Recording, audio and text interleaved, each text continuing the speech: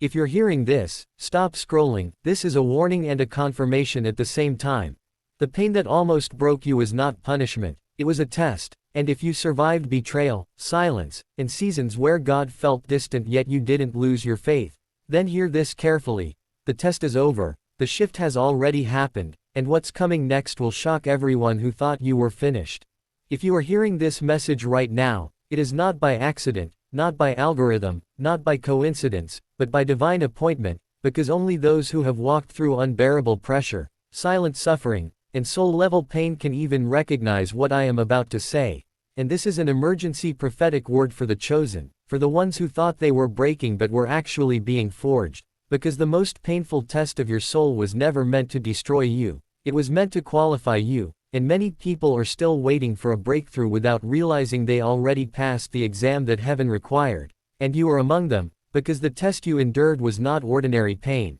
it was a divine screening, a hidden process, a sacred fire that burned away illusions, attachments, and false identities until only truth remained, and you wondered why everything collapsed at once, why relationships fell apart, why doors slammed shut without explanation, why prayers seemed unanswered, why God felt silent, but what you didn't know was that silence was not abandonment, it was elevation, because God does not announce every test, He reveals it only after you survive it. And the reason you felt like you were dying inside was because something smaller than your destiny was being buried. Something that could not go where you were about to go. And the enemy tried to convince you that the pain meant you were failing. But in the spirit realm, pain often means promotion is near. Because the deeper the test, the higher the calling. And the most painful test of your soul is always the final barrier between who you were and who you are becoming. And that test comes when you are stripped of validation, applause, certainty, and control. When you can no longer rely on people,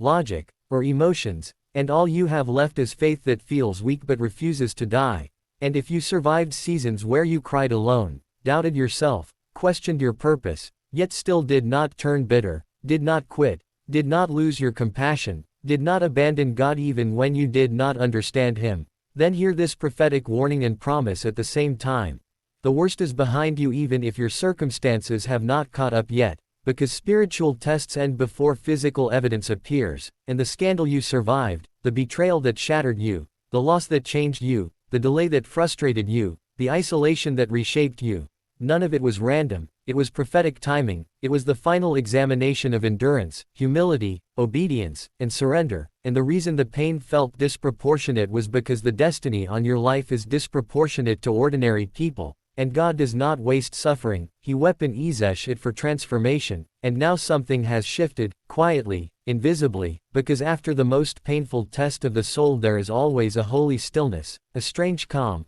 where the chaos stops hurting the way it used to, where triggers lose their power, where you no longer beg for what walked away, where you stop explaining yourself to people who never understood you, and this is not numbness, this is maturity, this is evidence that the test has passed. Because the soul that survives fire does not scream anymore, it stands, and even though you may still feel tired, confused, or uncertain, the desperation is gone, the striving is gone, the need to prove yourself is gone, and that is the sign that God has completed something deep within you, because the test was never about circumstances changing, it was about you changing, and now heaven trusts you with what it could not give you before, because blessings given before the soul is ready become curses. But blessings released after the test become tools for impact, and this is why you feel different even if nothing looks different, why old temptations no longer excite you, why shallow conversations drain you, why you crave depth, truth, and purpose, because the old version of you died in that painful season, and resurrection always follows burial, but resurrection never looks like the old life restored, it looks like a new authority, a new clarity, a new spiritual weight. And you are entering a season where God will not just comfort you, He will use you, where your story becomes a signal, your survival becomes evidence, your scars become credibility, and people will feel something when you speak even if they don't know why. Because those who pass the most painful test of the soul carry a presence that cannot be faked. And hear this warning clearly. Do not go back to what God already freed you from just because it feels familiar. Because the test is over but the assignment is beginning. And what comes next will require wisdom, patience, and obedience, not panic or haste, because divine timing is precise, and rushing now could damage what God is carefully unfolding. And even if you feel behind, delayed, or late, you are not, because those who pass soul-level tests are often hidden before they are revealed, buried before they are crowned, forgotten before they are remembered. But suddenly, unexpectedly, doors open, help arrives, clarity comes, favor speaks, and the breakthrough feels sudden to others but long overdue to you. And when that moment comes, you will understand why you had to endure what you endured, why you could not skip the pain, why shortcuts were denied, because only the tested can be trusted with influence, and only the broken can carry healing without pride. And this is why you must not doubt yourself now, must not minimize your journey, must not compare your timeline, because the most painful test of your soul did not disqualify you, it distinguished you, and heaven is watching how you walk now, how you speak now, how you love now, because what is coming is not small, and this message itself is a divine sign, a confirmation that the fire is behind you, the storm has served its purpose, and the next chapter will not be about survival but about destiny, not about pain but about purpose, not about being chosen but about being sent. So stay awake, stay humble, stay obedient, because if you are hearing this, you didn't just pass the test, you were prepared for what comes next. If you are hearing this again, understand this is not repetition but reinforcement, because when heaven repeats a message it means the season is critical and the timing is close. And this is another prophetic emergency word for you who survived what almost erased you, because the most painful test of your soul is never obvious while you are inside it. It disguises itself as failure, rejection, delay, silence, and loss, and you kept asking why everything felt heavier than it should, why your strength disappeared, why your faith was tested at its roots. But what you didn't realize was that God was not testing your ability to succeed, He was testing your ability to remain pure, humble, obedient, and trusting when success was removed, because destiny does not rest on talent alone, it rests on character refined under pressure, and the test you passed was the kind that separates those who want blessings from those who can carry responsibility, and it came when you were tired, emotionally exposed, spiritually vulnerable, and yet somehow still breathing, still praying,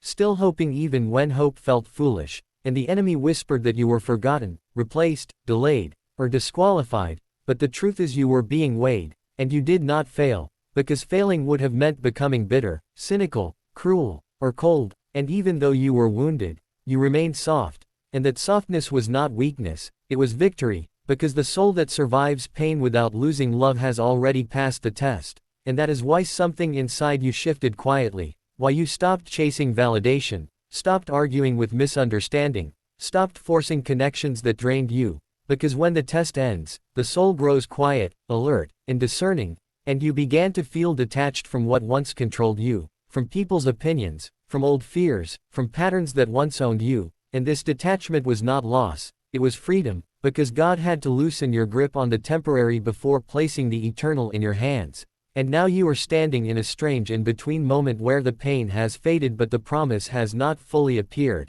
and this is where many people panic, but this pause is holy, because after the most painful test of the soul comes alignment, and alignment requires stillness, because God is rearranging people, timing, resources, and opportunities behind the scenes, and the reason things feel slow is because they are being set right, not delayed, and you must hear this warning clearly. Do not interpret quiet as absence, because silence is often God's confirmation that the test is complete, and now heaven is watching your posture, your patience, your obedience, because what comes next will amplify who you are, not change you, and if the test had ended too early, the blessing would have exposed you, but now the blessing will rest on you, and the betrayal you survived sharpened your discernment, the disappointment purified your motives, the isolation deepened your prayer life, the waiting strengthened your endurance, and the tears softened your heart, and all of it combined into spiritual authority that cannot be taught or copied. And soon you will notice people listening differently when you speak,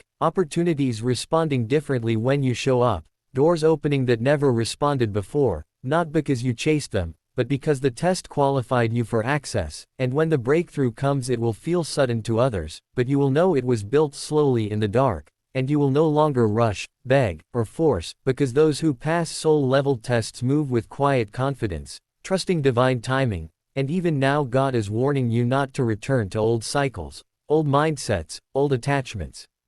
Because the season you are entering requires clarity, boundaries, and obedience, not emotional decisions, and if you guard your heart and stay aligned, what once traumatized you will no longer control you. It will empower you, because your story is becoming a signal to others who are still in the fire. And without preaching you will testify, without shouting you will lead, and without striving you will advance, because the most painful test of your soul did not break you, it branded you with credibility, and heaven is about to trust you with influence, impact, and responsibility that you could not have carried before. So stay awake, stay surrendered, stay faithful, because if you are hearing this now, the test is over, the transition has begun, and destiny is no longer a distant promise, it is approaching quietly, deliberately, and right on time.